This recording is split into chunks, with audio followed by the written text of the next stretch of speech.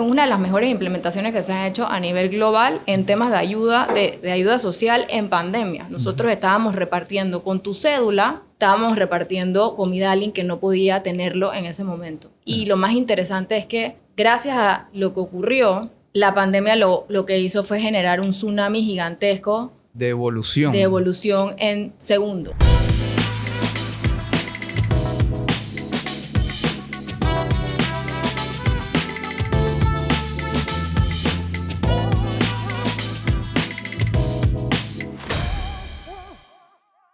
Nuevo episodio hoy con, voy a usar el término mamá del e-commerce en Panamá. Y bueno, Raquel García Citón, cara, ella solita se va a presentar también, pero súper agradecido que estés acá porque prácticamente mi camino en e-commerce en Panamá va muy de la mano. O sea, creo que tú eres como la primera persona de e-commerce full que conocí en ese camino, y con buena razón porque siempre has estado del lado pionero desde la banca y que es un actor clave en todo el ecosistema. Pero bueno, me estoy adelantando. Raquel, gracias por estar acá. Bienvenida. Para mí es un honor. De hecho, cuando entré aquí estaba emocionada porque es real. Creo que he visto crecer a Elías y a Simplify y a Elías en el ecosistema de e-commerce. Y cuando me escribiste para venir, por supuesto que quiero venir contigo a echar cuentos de qué hemos vivido ahora, a dónde estamos. Tuvimos una pandemia que nadie se esperaba y que nosotros en verdad la abrazamos, lo que trajo. Ese tsunami de tecnología buenísimo, que de alguna manera cuando nos conocimos hablábamos de cómo podíamos explicarle a la gente cómo vender en línea. ¿Te acuerdas? Sí. Pero bueno, estoy súper contenta de estar aquí contigo y bueno, vamos a conversar, a echar cuentos. Gracias. Mira, arranquemos, ¿sabes qué? Arranquemos por ti, por tu historia. Cómo Raquel fue haciendo su camino hasta llegar al tema de e-commerce. Prácticamente tienes toda una carrera, una vida en la banca y en Credit Corp. Pero hablemos de eso, porque yo apunté aquí como tu camino de estudios, que me pareció súper interesante, pero quiero escucharte a ti ¿cómo fue ese camino? Bueno, sí, siempre me preguntan y yo hice carrera en Credit Corp, hago carrera hoy día, mi carrera profesional comienza ahí. No fue mi primer trabajo. Ok. Mi primer trabajo era una compañía de materiales de construcción que estudiaba 2 carreras a la vez, pero obviamente quería mi chambita en el medio y tenía como que la capacidad para poder hacerlo y mi mamá me consiguió un trabajo en este lugar de materiales de construcción, El Coloso, que el dueño fue un gran mentor en ese momento. Fue una práctica, o sea, trabajé corto, pero una de las cosas que nunca se me va a olvidar y se lo digo a cualquier persona joven que se sienta enfrente mío, cuando yo entré a la compañía de él tenía una librería atrás de su respaldar, toda desordenada. Y yo estaba en la universidad, tenía 19 años. Y obviamente yo no estaba estudiando nada que tuviera que ver con materiales de construcción. Yo estaba estudiando finanzas, ingeniería comercial y finanzas. Y el señor, que hoy no vive, pero fue un gran mentor solo con esto. Me dice, tú ves, yo entro a su oficina, toda penosa, tú ves atrás de mí esta librería. Yo dije, sí, era un desorden completo, ¿ok? Y él dice, tú te vas a dedicar a ordenarme mi librería y te voy a dar 1 mes. Bueno, pasó el tiempo y en el mes que concluyó, yo sabía que era una balinera, que eran los tornillos, los tamaños de los tornillos, porque lo que él me estaba explicando en una manera muy old school, hoy día es diferente, es que si tú te metes en el trabajo, ¿ok? Tienes una fecha de compromiso. Imagínate todo lo que me dijo en una oración. Y empiezas a investigar, me organizas mi librería. Entonces, y es un ganar-ganar. Colaboramos, tú me ayudas a mí y yo te ayudo a ti a entender dónde vas a entrar a trabajar. Entonces, ahí fue mi primer trabajo. Estuve un poco de tiempo, era en el medio de las carreras, y me metí a organizar el inventario, tecnológicamente hablando, con un software viejísimo. Yo no estudiaba nada de tecnología, es la verdad. Y luego de eso termino mi carrera, o sea, termino mis carreras y entro a trabajar en Credit Corp. Y el trabajo en Credit Corp, y también esto es una anécdota, habían 2 plazas. Estaba recién graduada de la universidad. Tenía 2 carreras y etcétera. Maestría, en ese momento uno hacía de todo. Yo podía elegir entrar en banca privada. Esto estamos hablando del 2003. Sí. ¿Ok? En banca privada en Credit Corp o en algo que se llamaba e-commerce. Entonces, me pone la persona que me está diciendo, y que mira, Raquel, para tu edad hay estas 2 plazas de asistente administrativa. Era mi primer trabajo de verdad formal en la banca, que era lo que había estudiado. Y yo dije, yo voy por e-commerce. ¿Y qué es eso? ¿Y cómo se come? Pero en ese momento, imagínate, en el 2003, en Credit Corp ya había e-commerce.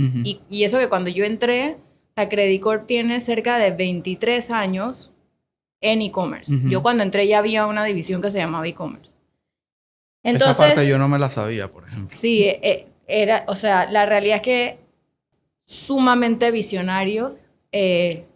En ese momento, el dueño del banco en decir, voy a hacer esto, y además que estábamos partner con una de las compañías más grandes, hoy día Fiserv, para todo el procesamiento de pagos.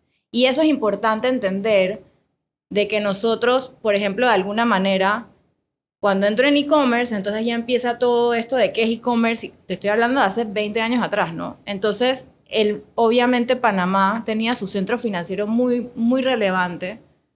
No habíamos pasado por todas estas listas, las regulaciones, era otra banca, era otro estilo de banca. Entonces, un banco en Panamá, con dólar americano, con el boom bancario que había en esa época, que pudiera hacer e-commerce, porque en Estados Unidos ya en ese momento, que era la ola que agarraba el internet en 1999, ya en ese momento había gente emprendiendo online. Era el .com. Estaba en apogeo. Sí. Y en Asia también había. Entonces, cuando tú literalmente buscabas, no en el Google de hoy, pero buscabas, salía que en Panamá, y también por referencia, porque estábamos partner con Fiserv, que era First Data en su momento. Entonces, los clientes de afuera venían a hacer banca de e-commerce con nosotros. Entonces, digo, puedo escribir un libro de las crónicas de e-commerce, porque habían estos clientes que yo veo hoy día que emprenden en nuestra banca local.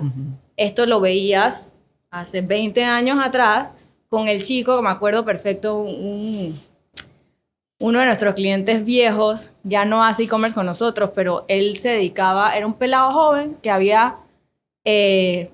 vendía beanbags. Ok, en el 2003. Y entonces, cuando nadie sabía que era un beanbag, imagínate cómo va como trascendiendo la parte del comercio electrónico. Él había conseguido una compañía en China que le hiciera los beanbags, y él le ponía la marca, que hablábamos mucho del branding, el branding de la persona, le ponía la marca, y entonces empezaba a vender los beanbags, y obviamente cómo mercadeabas y toda la logística detrás. Y nada, ahí comienza mi carrera. E-commerce siempre ha sido demasiado volátil. O sea, yo pienso que parte del motivo de que yo he estado tanto tiempo en el mismo lugar es precisamente por eso, por la Claro, es como no para de evolucionar. No paras de evolucionar. O sea, lo que te está ocurriendo ahora, y lo más interesante de todo, que hoy día todavía lo aplicamos, es que cualquier cosa que esté pasando en Estados Unidos, o sea, que no sea en Latinoamérica, sino que esté pasando en Estados Unidos, en Asia, en otra latitud, tú sabes, dependiendo de cómo le vaya a esa tecnología, que en algún momento va a llegar a tu país. Entonces tú tienes como esa, y eso es lo que yo trato de hablar mucho con la gente que está en la industria, tú como latinoamericano tienes esa ventaja que no tienen los demás. No lo mires como un país emergente, o sea, no nos miremos a nosotros como, ay, pobres. No, al revés. Mira lo que está pasando en Estados Unidos, en Asia, en en China. Eso va a llegar a tu país. Y lo más cool es que no va a llegar una vez. Te va a dar chance de prepararte. Entonces, de ahí, Bueno, como te dije, Sí, podemos no, echar cuento lo que tú quieras, pero así fue mi carrera. Y entonces sí vale agregar que nos dimos cuenta, y esto pasó en el 2017, porque e-commerce de alguna manera nosotros lo hicimos muy internacionalizado y teníamos portafolio global. Ujú.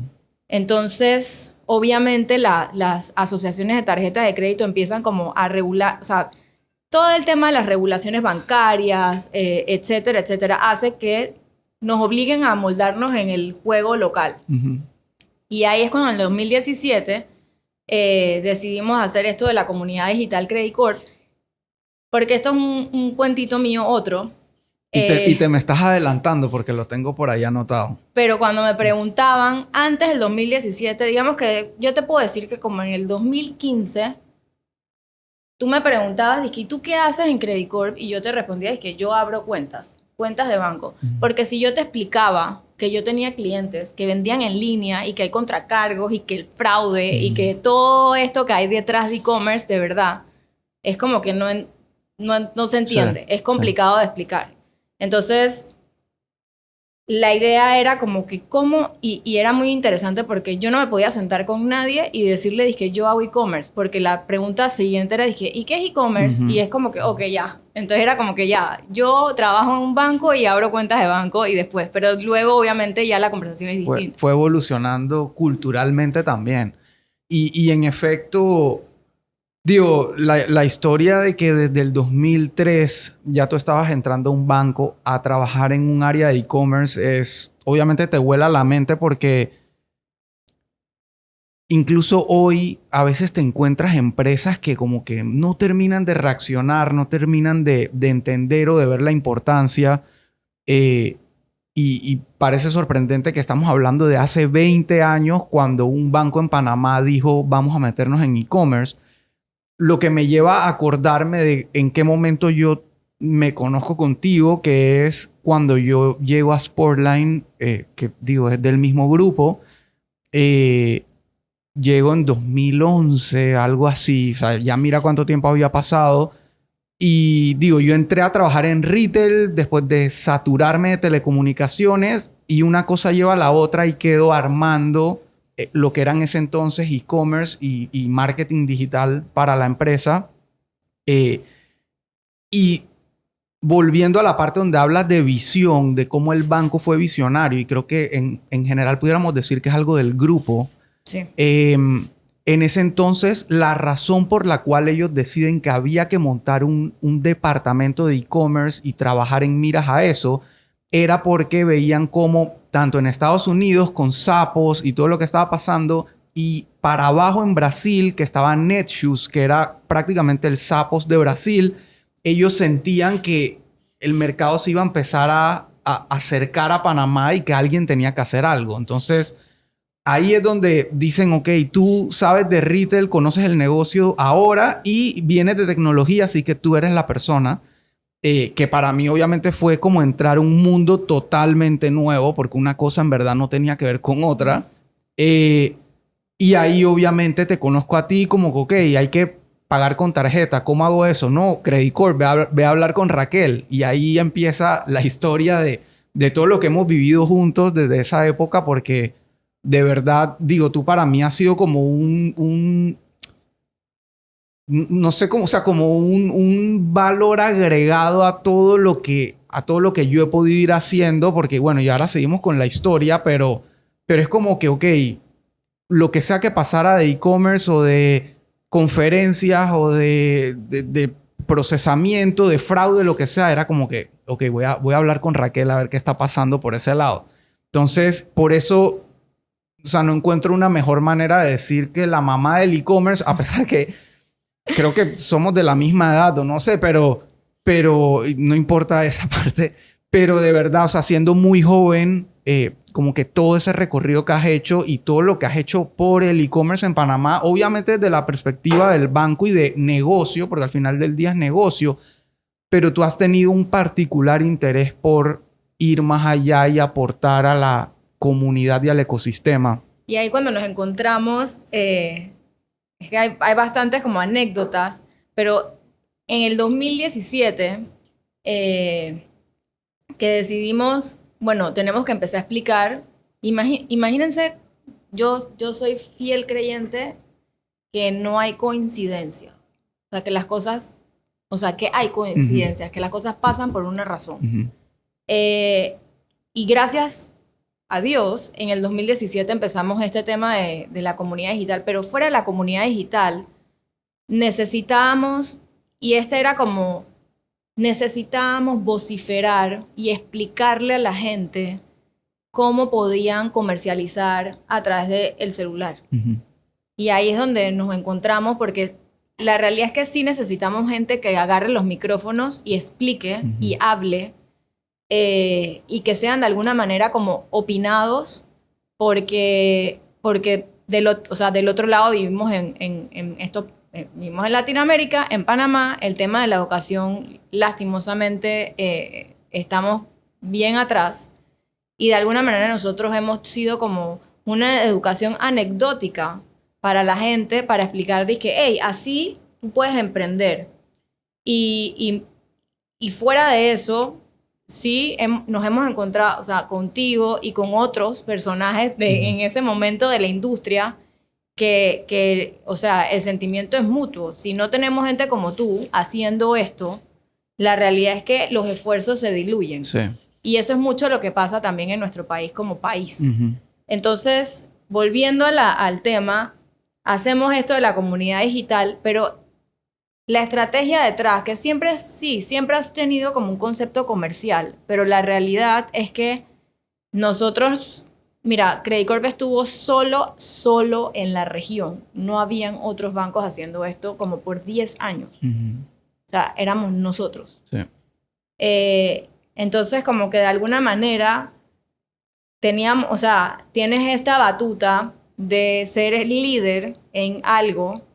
No hay manera que te vayan a quitar. O sea, ese es el sentimiento de fidelidad de que, hey, soy el líder en algo y no me lo van a quitar por competencias de tasa. No, tenemos que seguir innovando y de alguna manera tenemos que decirle a la gente que ahí fue donde, para mí, un reto personal fue cómo tú cuentas esta historia de que tú puedes vender a través de tu celular y qué es e-commerce. ¿Cómo haces esta narrativa a la gente y que la adopten de una manera sencilla y que tú puedas como integrar a tu equipo, porque al final es un equipo, más gente para que te ayude de alguna manera? Yo uso mucho el ejemplo del pulpo. El pulpo es uno de los animales más inteligentes que hay, pero tiene tentáculos. ¿Ok? Entonces nosotros con la idea podemos articular con diferentes partners o aliados, y ahí fue donde empezamos a hablar de que hoy vamos a hacer alianzas estratégicas, porque solos no podemos. Entonces empezamos a hacer todos estos movimientos de hablar. Yo sé que sales o sea, entras en Simplify, o antes de eso te empiezas a hacer partner con Shopify, que ahí fue donde fue genial. De hecho, la idea de Shopify fue wow. Doit. Nos reencontramos Correcto. Cuando yo entro a Doit, que ahí es donde entro en el mundo de Shopify. O sea, todo eso coincide ahí. Que entra en... Y también era como interesante porque sí hay otras personas detrás que nos pasábamos constantemente viendo. Dije, oye, ¿cómo hacemos? Ah, no, mira, con Instagram puedes hacer el Facebook Shop y entonces lo habilitas con Shopify. Me acuerdo perfecto que empezamos a decir, hay que conectarse con Shopify, para hacer toda la integración más fácil. Hoy día hay un montón de más plataformas, pero sí era como una manera muy sencilla como de explicarle a la gente cómo hacerlo. Y durante este camino incursionamos o sea, creo que agarro el micrófono y decido, voy a de alguna manera liderar el concepto de e-commerce, y entramos en Capatec. O sea, nos hacemos miembros, Credit Corp se hace miembro de Capatec, que Capatec es la Cámara Panameña de Tecnología, que definitivamente me abrazó y nos abrazó a Credit Corp con estas tendencias de e-commerce. De alguna manera nos dio bastante voz, y pasaron 2 o 3 años. Yo entré en Capatec a ser parte de la junta directiva y finalmente logró ser presidente y fui la primera de la región, y lo digo como con un súper orgullo porque La realidad es que originalmente Capatec estaba, cuando yo entré a Capatec dentro de la junta directiva eran puros hombres. Y yo se los decía a mis colegas en broma y no tanto, le digo, yo me siento aquí como que estoy con los alfas. Pero, y al final, mira que yo vocifero la parte feminista no desde la perspectiva de inclúyame, no, al revés. Si tú quieres estar ahí, tú te tienes que ganar tu puesto, así como cualquier otro. No somos distintos en términos de género. Entonces, y creo que eso ha sido bien claro mi argumento en ese sentido. O sea, para nada es la utilización de la mujer porque sí o porque no. Al contrario. O sea, Capatec de alguna manera nos ayudó, y le digo nos, porque a través de este gremio, estratégicamente logré integrar a e-commerce y a todos los personajes de este ecosistema que teníamos armado en un gremio. Y cuando ya tú estás agremiado, tienes más voz y te escuchan. Y también puedes llegar a los gobiernos. O sea, llegamos al gobierno a través de Capatec y empezamos a tener estas conversaciones, y esto fue antes de pandemia, de todas las cosas que se podían hacer a nivel de tecnología. Y a Dios gracias, tuvimos todas estas reuniones con el gobierno y hoy día tenemos una pasarela estatal, por ejemplo. Otra cosa buenísima que se aplicó dentro de la pandemia fue el Vale Digital, que aunque lastimosamente nosotros como tecnólogos, y me pongo mi sombrero de tecnóloga de experiencia, no lo vociferamos, la realidad es que el Vale Digital fue una ayuda, fue una de las mejores implementaciones que se han hecho a nivel global en temas de ayuda social en pandemia. Nosotros estábamos repartiendo con tu cédula, estábamos repartiendo comida a alguien que no podía tenerlo en ese momento. Y lo más interesante es que gracias a lo que ocurrió, es que hay que decir gracias en ese sentido, porque la pandemia lo que hizo fue generar un tsunami gigantesco de evolución. De evolución en segundos. Sí.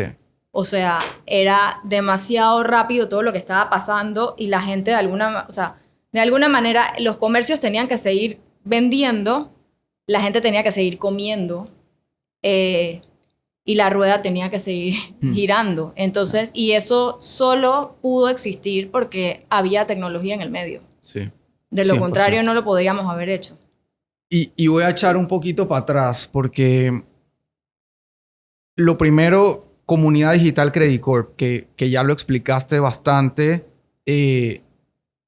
pero la duda que a mí me queda es, ok, primero entras muy joven al tema de la banca, eliges el camino de e-commerce y de ahí empiezas a atar el mundo de la tecnología con el mundo de la banca y las finanzas, que era lo que tú venías estudiando. Y eso empieza a evolucionar al punto que tú empiezas a crecer y te empiezas a convertir en este personaje protagonista del ecosistema y de la evolución que años después, todo lo que ha ocurrido, y bien lo venías contando. Entonces, ahí en el camino me imagino que obviamente te das cuenta del gap que había de... Sí, nosotros somos el banco que lleva más años en e-commerce, pero lastimosamente el cliente está perdido. ¿Cómo hacemos para contar y explicar de qué se trata e-commerce y las posibilidades que tiene la gente? Porque al final del día es un generador de empleo y de ingresos y de oportunidades. Si no me equivoco, el otro día escuchaba que la pyme es la generadora del 80% del empleo en Panamá. Y muchos negocios online, e-commerce, comienzan siendo pymes y emprendimientos. De ahí la importancia también. Pero a lo que quiero llegar es, dices, ok, hay que crear esto que se va a llamar Comunidad Digital Credit Corp, que básicamente va a incursionar de manera educativa en el mundo del e-commerce y la cultura panameña, dando enseñanza, tips, consejos, etcétera, pero gratis. Y no solo gratis, digo, obviamente habían algunos cursos pagados porque habían mentores y gente que fueron sumando, pero gratis y abierto. O sea, la gente que no era cliente de Credit Corp se podía beneficiar de la Comunidad Digital Credit Corp. Entonces a lo que llego es cómo desde adentro Raquel le vende la idea a un banco donde todo se piensa en números y en qué da y qué no da, a, hey, hay que invertir en esto for free. O sea, vamos a hacerlo. Bueno, esa es otra anécdota, pero la comunidad digital Credit Corp, te vas a reír y es así. Yo la abrí desde mi celular personal. Ok. Y voy un poquito más para atrás. Yo tengo 3 hijos. Y en mi segundo hijo tuve una licencia de 6. Siempre pido, o sea, tengo licencias largas y bueno, yo soy full-time work mom, pero mis hijos y como todo el mundo, la familia es prioridad. Entonces, con mi segundo hijo, yo estaba de licencia de maternidad y yo no me puedo quedar quieta.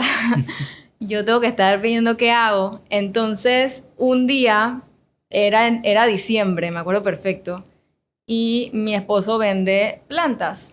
Entonces, una amiga me escribe, dice, oye, era diciembre, Día de las Madres, como el 6 de diciembre por ahí. Oye, tienes orquídeas, pero me lo escribe a mí. Y yo dije, no, pero déjame preguntar si en la tienda de mi esposo hay orquídeas. Y entonces yo dije, oye, ¿y si yo me pongo a hacer eso también? Y como que yo genero vender flores, porque a mí me encantan las flores. Entonces, bueno, cuento corto un par de doritos después. Había un concepto de una tienda, mi papá es catalán. Y ahí en Barcelona hay una tienda que me gusta mucho de plantas que se llama Flors. Flors es flores en catalán.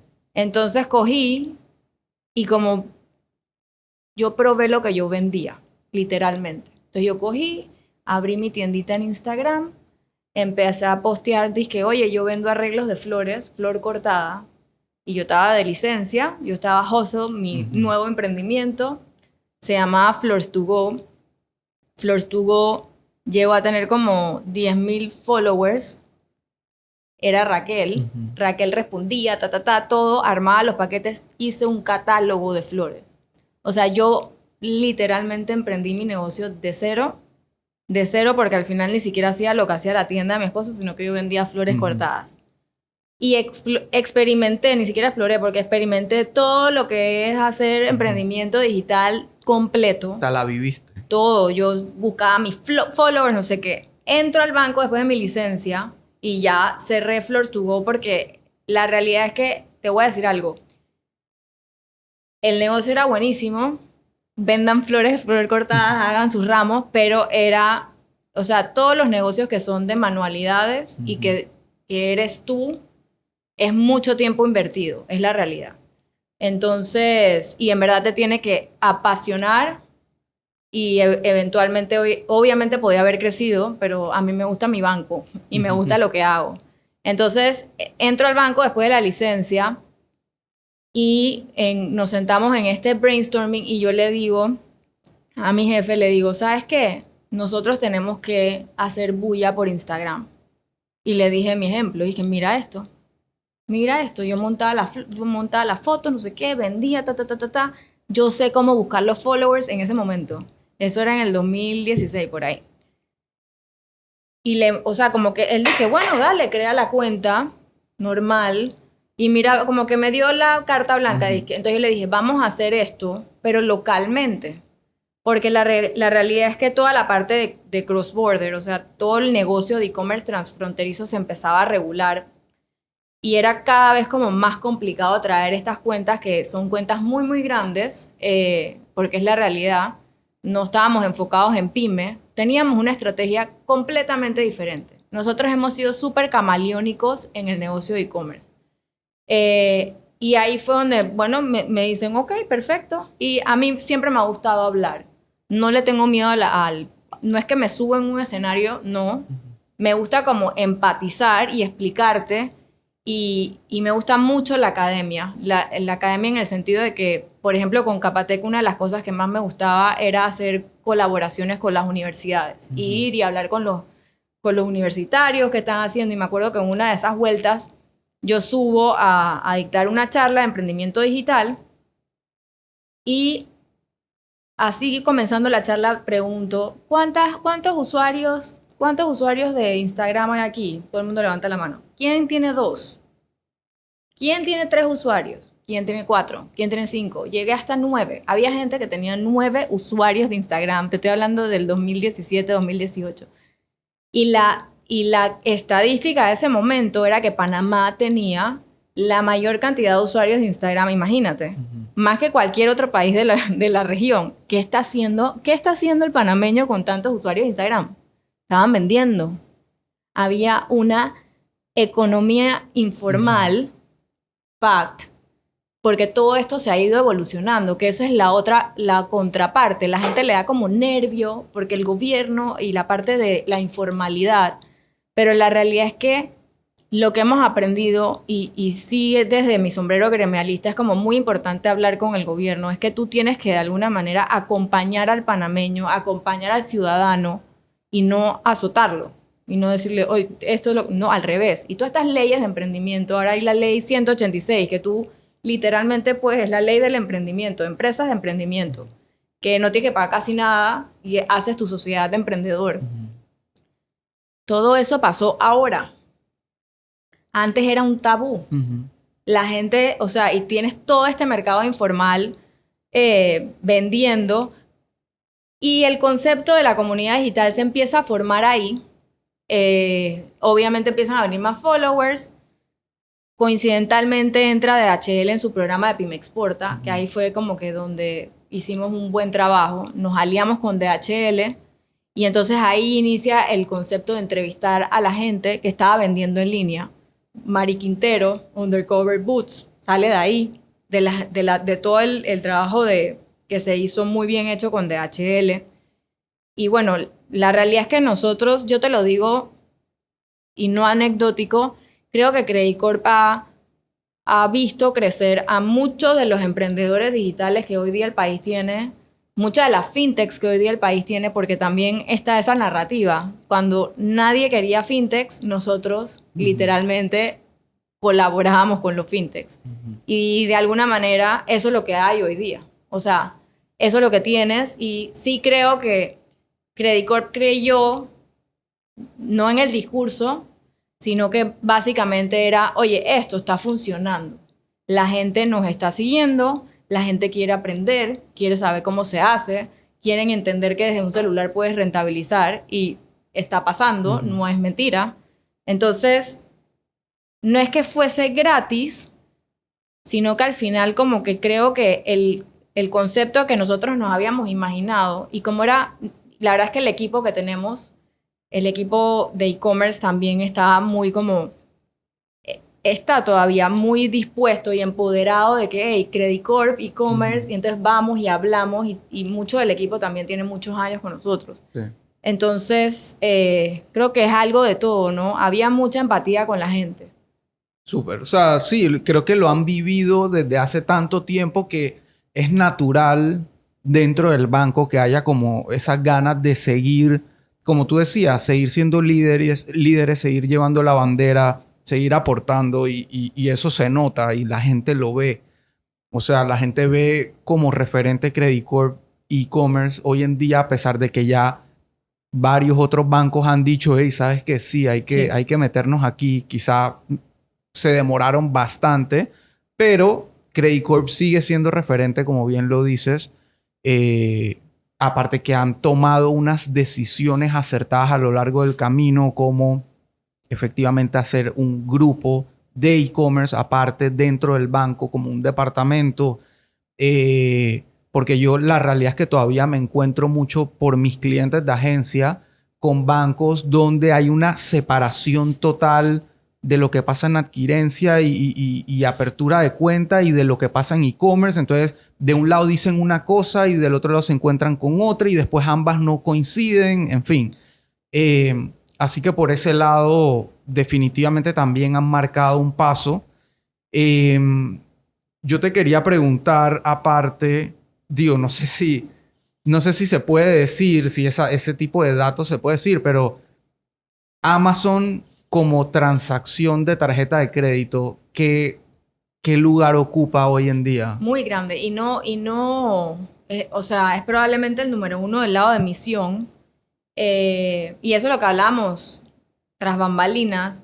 O sea, toda la parte de... Y ahí es donde obviamente necesitamos otra vez vociferar, que era lo que estábamos hablando, todo el tema logístico. O sea, obviamente Amazon no está nada más número uno aquí. O sea, está número uno regionalmente y eso va a seguir así en la medida en que por ejemplo, nosotros no podamos abrir un poco más o descentralizar o manejar de una manera más ágil toda la parte de los correos nacionales, por ejemplo, ¿no? Que eso es lo que estábamos hablando. Y el trabajo se ha hecho muy bien de cara a las compañías que hacen toda la parte de el fulfillment, o sea, traer la mercancía a Panamá. Y yo pienso que legítimamente hay negocio para todos. O sea, hay negocio para el que quiere comprar en Amazon y quiere traer la mercancía, hay negocio para el que quiere vender aquí. El que nosotros tenemos que, y ahora con mi sombrero de un poco de logística, es que ver de alguna manera cómo, si Raquel García quiere empezar a vender pulseras y a mí me compra alguien en Costa Rica, cómo yo mando estas pulseras a Costa Rica de una manera fácil, ágil, eficaz, que pueda trazar, medir, ver, que sea tecnológicamente hablando. Eso estamos un poco en pañales y es algo de lo que sí tenemos que trabajar, porque de alguna manera nosotros hemos visto mucho el e-commerce local. Y sí, somos 4 millones de habitantes, pero Panamá es un país perfecto para hacer eso. Para que si tú tienes un producto bueno, puedes hacer como un piloto en este país, que es chiquito, y la verdad es que e-commerce es sin fronteras. Sí. Entonces, como poder legítimamente convertirnos... Panamá es un hub orgánico. Nacimos un hub. Nuestra tierra está entre dos mares. Unimos. Entonces somos, en consecuencia, un hub logístico. Y conectamos el continente por tierra también. Es orgánico. Entonces, si orgánicamente la tierra, geográficamente, es un hub, ¿ok? Entonces sí podemos vociferar que somos hub para todo lo demás. Genial. Pero entonces tenemos que... Y eso no... O sea, nosotros no podemos dejar... No podemos nada más enfocarnos en el sector privado. Es la realidad. O sea, los países funcionan con una trilogía. El sector productivo, privado, el sector público, que digamos de alguna manera el que pone las reglas para que no haya libertinaje, y la academia. Y luego, sí o sí, pensaría yo que tú tienes que tener ciertos tipos de mentores o agilizadores o catalizadores para que las ideas se muevan y fluyan, las iniciativas. Pero la realidad es que el sector privado no puede trabajar. Sí, puedes tener un sector productivo muy ágil, pero dejas rezagado al resto del país. Y esa no es la idea. La idea es que nosotros podamos colaborar como país enteros. Entonces, una de las oportunidades que genuinamente te da, por ejemplo, el ecosistema que trae los medios de pago, que está apoyado en la tecnología. Porque la tecnología lo tienes que ver como un highway. Son los carriles que conectan multisectorialmente a las industrias. Y así es como de verdad deberíamos de seguirlo viendo. Y con esa conexión que nosotros tenemos, entonces tú coges y traes al gobierno y le dices, oye, mira, yo sector privado, esto es lo que yo necesito producir desde esta perspectiva. Y el sector público dice, bueno, estas son las reglas del juego para que todos entren. Y asimismo es lo que hay que hacer, por ejemplo, en un hotel. Hay que coger correos nacionales y... transformarlo digitalmente. Meterlo en un embudo. Y sí, hay que hacer eso porque no, o sea, nosotros no podemos desde el lado privado decir se puede si en verdad nosotros no empujamos a que de verdad se pueda. Sí. Que eso es como súper importante. Y lo más interesante de todo este tema es que los medios de pago lo tienes que ver como el transfronterizo, o sea, todo lo que está fuera de tu país, pero también tienes que verlo como que cómo es el impulso que va a pasar. Y aquí te voy a traer un freebie. No sé cuándo sale este podcast. Después, martes, como en 3 martes. Perfecto.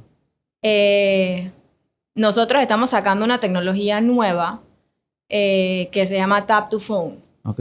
¿Ok? Que tú vas a poder literalmente, no importa, desde tu celular, el celular va a poder leer las tarjetas. Ok. Entonces, y es más o menos lo que te venía contando al inicio, de que, por ejemplo, un Square, el aparatito que tú le ponías a los celulares para poder transaccionar, la realidad es que ese aparato no prosperó mucho. O sea, tú sigues viendo las consolas de medios de pago conectadas al iPad, Sí. pero las grandes. Sí. O sea, el aparato del PYME, que esa era la idea. La idea era que desde tu celular le conectes este device, que aquí ya hay varios bancos entraron en ese negocio, y tú puedas como comercializar desde tu celular. Bueno, nosotros, si Dios quiere, en septiembre, finales de agosto, vamos a estar sacando esta tecnología que se llama TOP, toque y pague. Okay. Entonces tú bajas un app en un teléfono Android y tú te vuelves un comercio andante. Okay. No necesitas ningún tipo eres de... un punto de venta desde tu celular. Puedes facturar y eso obviamente detrás tiene tecnología que, o sea, que lo puedes, si eres una compañía más grande y quieres darle a tus vendedores tablets porque estás en un retail store y quieren que cobres ahí mismo, conectado con el servicio, con el SDK, o sea, con la tecnología de la aplicación, lo puedes hacer.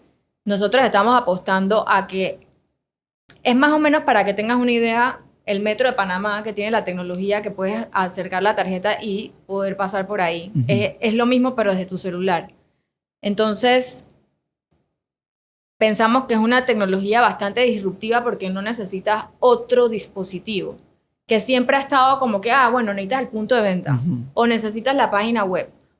No, o sea, es un concepto local, obviamente para masificar las ventas locales, pero tú te conviertes automáticamente en un negocio.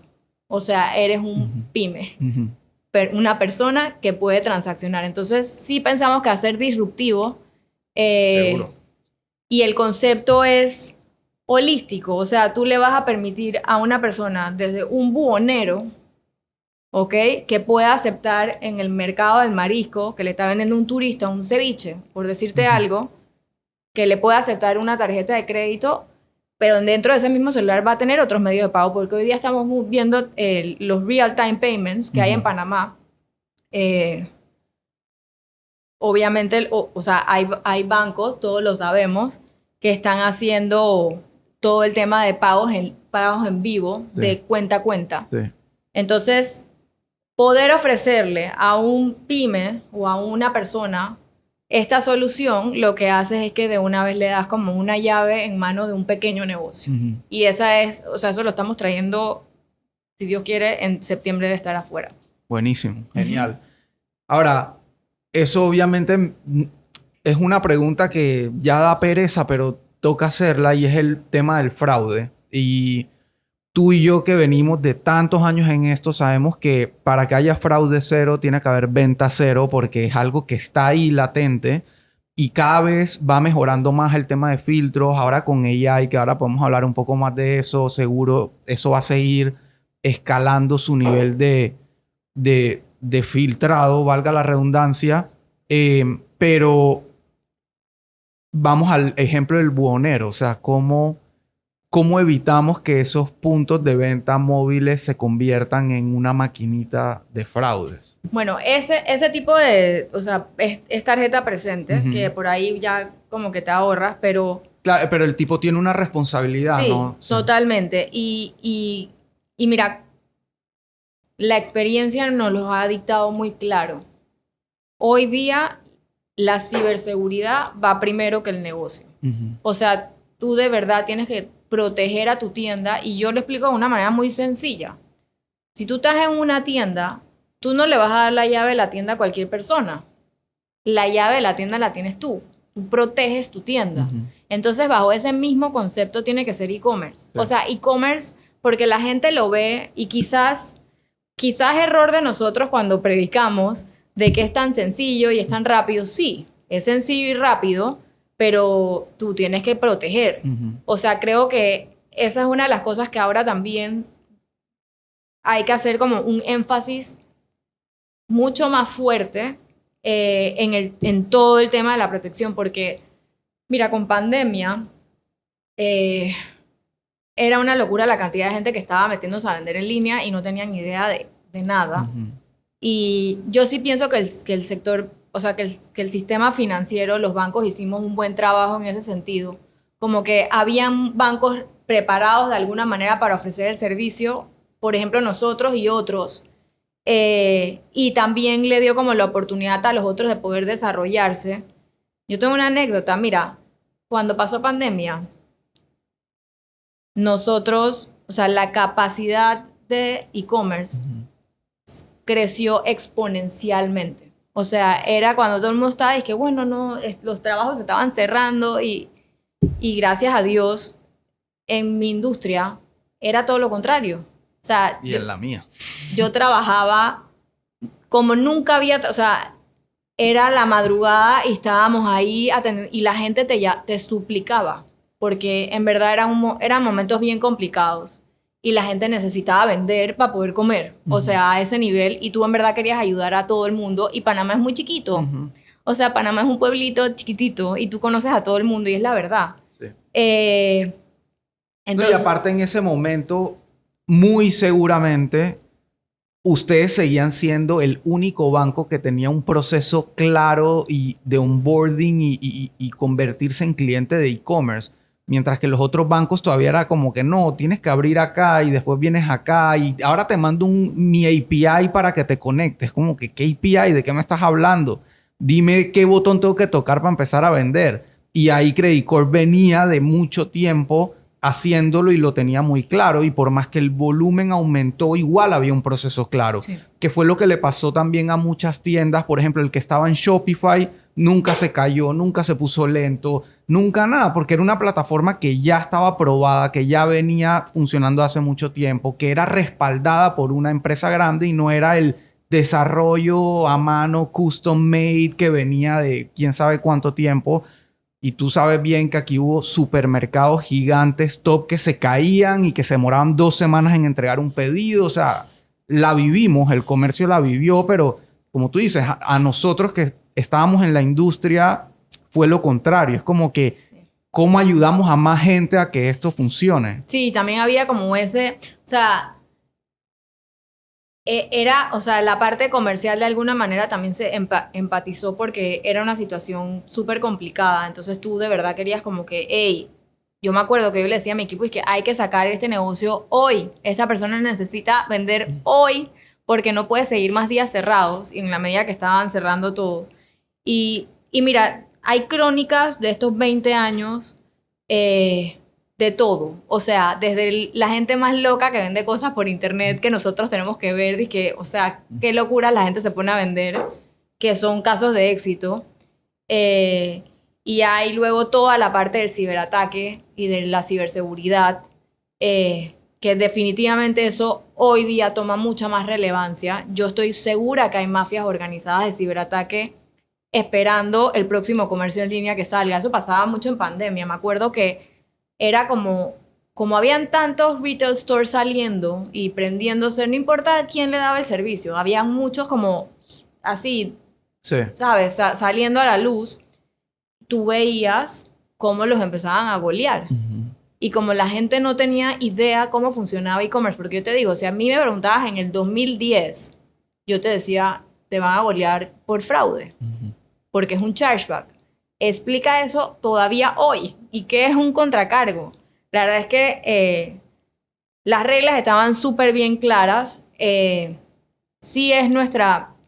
O sea, yo creo que nuestra responsabilidad es seguir haciendo docencia, porque en la medida que nosotros expliquemos a los comercios los pros and cons y lo expliques tan claro como lo que yo te acabo de decir. Tú no le vas a dar la llave de tu tienda a nadie. Claro. La llave de tu tienda es tuya. ¿Qué quiere decir la llave de tu tienda? La seguridad de tu tienda.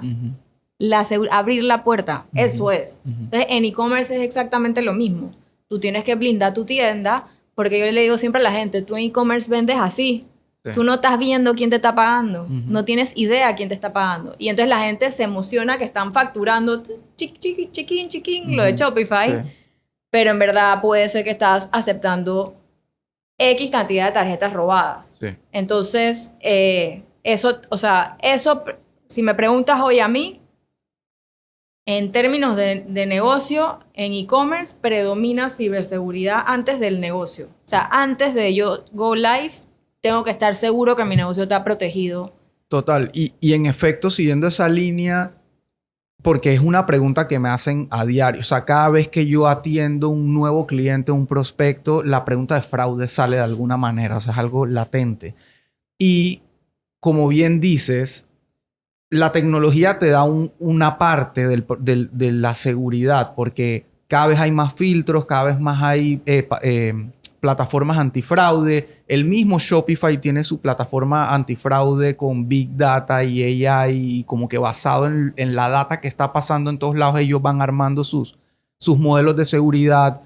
La misma pasarela tiene su filtro de seguridad, pero la realidad es que al sol de hoy no hay un método más efectivo y no hay una capa más importante que la humana. Y es lo que tú decías, es saber entender cuándo te están metiendo un gol y cuándo no. Y a veces las señales son muy claras. A veces las mismas plataformas, la tecnología se le pasa por alto, pero tú ves en tu tienda, en tu backend, en tu admin, como lo quieras llamar, donde tú estás administrando tus órdenes, tú ves cosas como nombres raros, correos raros, direcciones que no tienen número de apartamento. O sea, ¿quién que compra online no va a poner su apartamento si lo que quieres es que te llegue la mercancía? El usuario real que compra online es el que más información te va a proveer porque tiene la ansiedad de saber si le va a llegar o no su producto. El que te da información incompleta, los chances de que sea fraude son altísimos. Y empiezan de una vez a chatearte. No, voy a recibir el pedido en la esquina porque justo voy a estar haciendo... O sea, cosas que no son normales. Pero ahí tienes el otro lado que, o sea, tengo que ser como abogado del diablo porque tienes el otro lado el empresario o el pequeño emprendedor que te dice que, pero es que yo no tengo que estar chequeando todo esto. ¿Para qué está la tecnología? Entonces, sí y no. Porque mira, lo que hemos visto ahora, nosotros tenemos un par de herramientas conocidas worldwide. Pusimos Count, que Count tiene inteligencia artificial. Y ahorita vamos a hablar un poquito de inteligencia artificial. Tú tienes que hacer que la herramienta corra tu algoritmo, o sea, que te empiece a entender como comercio cuáles son tus perfiles de cliente, qué tanto te compran, el seasonal, etcétera, etcétera. Yo sí creo, mira, yo te voy a decir algo, yo sí creo en las herramientas antifraude. Un 3D Secure, la realidad es que el 3D Secure, nosotros tenemos la versión 2.0. Tú tienes un 3D Secure y tú estás safe in heaven. ¿Qué pasa? Que el 3D Secure en verdad está, desde mi perspectiva, está hecho para corporaciones. Porque un pequeño empresario no tiene que programar. Entonces, luego tienes el otro layer, que es el que pusimos, que se llama Count, que es una compañía globalmente conocida, que hace que, pero el Count necesitas correrle el algoritmo a las transacciones para que te empiece a declinar. Pero lo bueno de Count es que está conectada global. Entonces, él trae la data de esa misma tarjeta de uso en cualquier otra latitud, si es, por ejemplo, una tarjeta robada. Sí. No es el freebie, pero lo importante que voy a decir aquí es que las reglas del juego en e-commerce son súper claras. ¿Cómo funciona? Tú vendes una mercancía a una persona que tiene una tarjeta, ¿ok? No importa el tipo de tarjeta. Esa persona tú le vendes, le entregas la mercancía, ella te paga. Tú no sabes si esa persona te está pagando con una tarjeta que se robó. Y ese es el concepto. Ese es el concepto del fraude. Esa tarjeta que te compró este vaso, tú no sabes si esa tarjeta es robada. Si esa tarjeta es robada, si yo te robo tu tarjeta y yo te paso un cargo de $100, a ti hoy día seguro te va a llegar una alerta del banco. O sea que tú, Elías Manopla, va a ir de una vez a llamar a cualquiera de tus bancos y vas a decir que, hey, yo no hice este cargo. Es como que casi automático. Sí. Y vas y pones tu reclamo. Sí. Eso es del lado del consumidor. Usuario, del lado del comercio, tú tienes... La realidad es que cuando es fraude, entra casi que de una vez. Es la verdad, el reclamo. O sea, te llega de una vez el reclamo para atrás.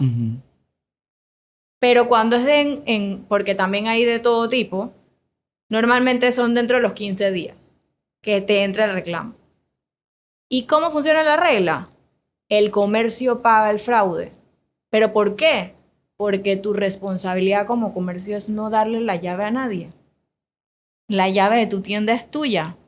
Tú quisiste aceptar un pago con una tarjeta que es robada. Ya nadie te dijo que lo aceptaras. Tú quisiste hacer eso. Entonces tú tienes que asumir esa consecuencia. Y así es, así de tajante. Esas son las reglas del negocio tecnológico. ¿Y por qué funciona así? Porque si estamos tú y yo en persona, podemos negociar. Pero estas son reglas que funcionan globalmente. En Panamá, en China y en India, el contracargo por fraude es lo mismo. Y eso es lo bonito del negocio digital, que se habla el mismo idioma en el carril tecnológico, lo triste para el comercio, que Claro. tiene todas las de perder. Sí. En e-commerce, el comercio siempre yo lo he dicho y no lo voy a cambiar. E-commerce es un negocio de alto riesgo. Alto riesgo, mayor ganancia, pero es alto riesgo. Entonces, bajo esa perspectiva, y no importa si eres un pequeño empresario o una compañía, bajo esa perspectiva, entonces tú dices, ¿sabes qué? Yo sí quiero el riesgo de vender en línea. Yo sí quiero adentrarme en este tema de tecnología, partiendo de que todo el mundo tiene las mismas reglas, porque no estamos humanizando, estamos en un ecosistema digital. Entonces ya de ahí, ¿qué es lo que me pone un poco nerviosa? El AI, pero el AI solo. O sea, la inteligencia artificial de cara a e-commerce específicamente nos puede ayudar en todos los sentidos. O sea, tú puedes hacer un logo. A ver, vamos a hacer el ejercicio. Pero yo quiero hoy vender este cuaderno. Yo no hago nada. Me acabo de graduar de la universidad, no estoy haciendo nada. Yo vi este cuadernos y creo que los puedo traer de China. Me meto en internet y veo quién me vende estos cuadernitos de China o de otro país o de aquí mismo de Panamá. Consigo a alguien en Panamá que me vende cuadernos sin imprimir. ¿Qué tengo que hacer lo primero? Saber mi branding, mi marca. Me meto en Logo AI y digo, quiero hacer un logo de Raquel en colores morados con florecitas. Voy a vender cuadernos. Me salen 7,000 logos, ¿ok? En menos de 2 minutos. Ni siquiera, en menos de 30 segundos. Ya tengo mi logo. Me pregunta que si quiero eslogan. Le digo que me diga qué eslogan poner. Me saca el eslogan. Ya tengo mi logo. Si en verdad lo quiero hacer, o sea, si quiero empezar, consigo los cuadernitos, mando a imprimirlos, los monto en Instagram para hacerlo bien sencillito, porque hoy día hay de todo. Y después de ahí, voy creciendo, hago Facebook, Shopify tiene ahí incluido, o sea que ya estás en verdad con un budget mínimo, nada más la inversión del cuaderno, ya tú estás, o sea, ya eres un pequeño empresario. Quiero que entiendas. Quiero sacarme aviso de operaciones porque yo sí, mira, yo te voy a decir una cosa, yo promuevo la formalización. Totalmente. Y te voy a decir por qué y en qué ángulo. Porque si tú te formalizas, quiere decir que estás vendiendo. Que estás vendiendo más.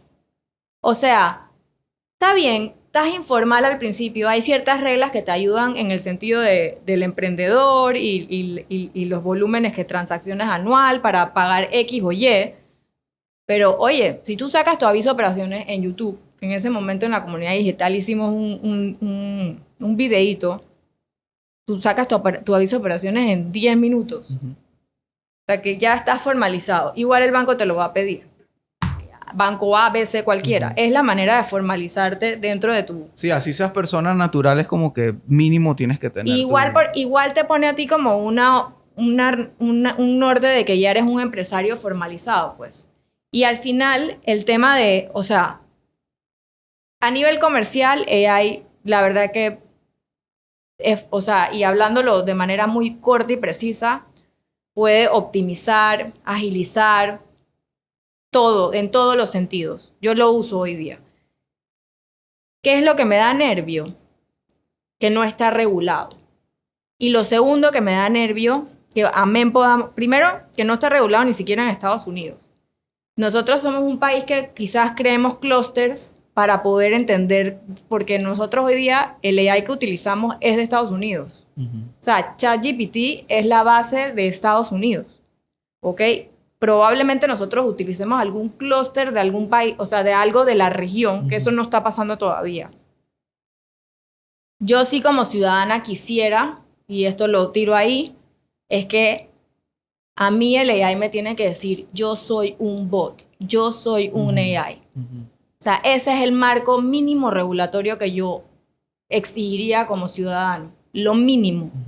Que tú pudieras interactuar con ese AI, pero que ese AI te diga. Porque ahí eso es lo que es. Eso es, para mí, no saber que yo estoy interactuando digitalmente con un AI es bien, o sea, es bien aterrorizador. Sí. Para mí como persona, como madre, como comerciante, como financista, como todo. O sea, las alertas de mafia de temas digitales las tengo encendidas. Y así mismo como estamos hablando de fraude de tarjetas robadas, fraude con AI, no quiero saber qué es. Entonces como que sí es muy importante que nosotros como país, de alguna manera, generemos esta conversación de qué están haciendo los países emergentes, los países latinoamericanos, si Estados Unidos ni siquiera lo tiene, y están trabajando en ese marco regulatorio aquí, deberíamos de alguna manera como que alinearnos y promover. Hay que regularlo, estas son las bases, y por lo menos que diga, como dice Yuval Harari, que te digan que tú estás interactuando con un AI. Comenzando por ahí. Sí. Y hay una iniciativa, vi el otro día, hay una iniciativa ciudadana de regulación de AI. Casualmente creo que la otra semana viene una abogada que está como, es parte del tema, a hablar un poco de eso. Pero en efecto digo, esta nueva, digo, sabemos que ya el tema de inteligencia artificial viene de la Segunda Guerra Mundial. Ha sido un tema muy científico, académico a lo largo de los años y hace recién 8 meses, una cosa así, nos pusieron inteligencia artificial en las manos, literalmente, lo que lo convierte en una revolución industrial sin duda alguna. Y vemos cómo todo está implementando AI. Banca está implementando AI. E-commerce está implementando Pero AI. ¿sabes lo que no está implementando AI, que es una oportunidad de negocio? El negocio que expliqué que yo hacía cuando estaba de licencia. Bueno, va a haber de alguna manera, y esto se está hablando en diferentes revistas de temas económicos y digitales, va a haber un desvío del caudal de tecnología para la labor, es como un poco parecido a la era industrial, en donde todos los trabajos manuales van a ser valorados diferente. O sea, la señora que te hace el ramo de flores no te lo hace una AI. El plomero no te lo hace el AI. El electricista, o sea, ese perfil de trabajador que es manual, eso va a estar bastante más valorado en ese sentido. Porque todo lo demás, sí, o sea, marketing, leyes, customer service, programming, o sea... Digo, cuando las páginas se hagan solas, ya yo estoy pensando si voy a ser cocinero. de las cosas manuales que me gustan, por ahí iré. Hay que hacer el side hustle, Sí. pero es así, o sea, nosotros... Mira, yo te voy a decir algo y para concluir, pero estuve en una conferencia de AI y yo lo uso. Pero ¿sabes por qué lo uso? Lo uso como para retarme. Porque yo sé que de alguna manera los trabajos de hoy día que nosotros hacemos sí van a estar eventualmente automatizados y digitalizados. Entonces, si eso es así, tú tienes que tener un pensamiento crítico de lo que tú haces y cómo tú puedes cambiar lo que en algún momento va a venir un factor tecnológico y va a coger tu trabajo. Claro. Entonces, como que para mí es como es un eye-opener porque tú tienes que estar muy claro y más que todo como tecnólogo de lo que la tecnología puede hacer por ti. Sí. Por ti y de cara a lo que haces para la empresa o para tu cliente. Y yo lo veo también muy de la mano de, sin entrar en teorías de la conspiración y futuros distópicos, hoy soy un humano que hace este trabajo, ¿cómo puedo usar el AI para convertirme en un superhumano que hace este super trabajo? Es cómo lo hago parte de mí, cómo lo hago cómo me convierto en ¿cómo se llama? Iron Man, que se pone el traje y es un superhéroe, pero de traje es un humano común y corriente. Sí. Es cómo hago que esta herramienta maximice mis capacidades. Y al final es todo un ciclo. Y ya como para concluir, porque nosotros vimos, y es súper interesante cuando empezamos a hablar de e-commerce, y si te das cuenta es un ciclo. O sea, cómo la tecnología de alguna manera llega a un pico, viene otra disruptiva y sigue pasando. Sí, y cada pico uno piensa lo mismo, porque te puedo asegurar que cuando salió Internet era lo mismo.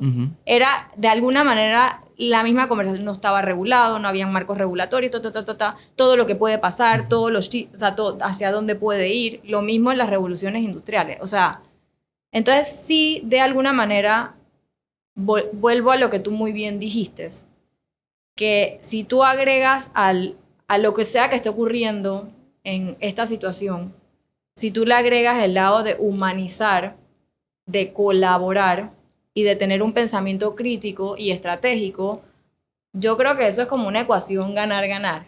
Te alías con el que necesitas aliarte, vociferas lo correcto, unes a la gente, a la tribu, que siempre hay tribus que uno tiene en común, y al final se crean los ambientes correctos para que tengas un ganar-ganar.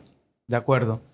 Para ir terminando ya lo último, y sé que lo tocaste a lo largo de la conversación, pero efectivamente eres una persona que está muy enfocada en liderazgo y empoderamiento y colaboración y aportar al país desde tu perspectiva y desde tus posiciones.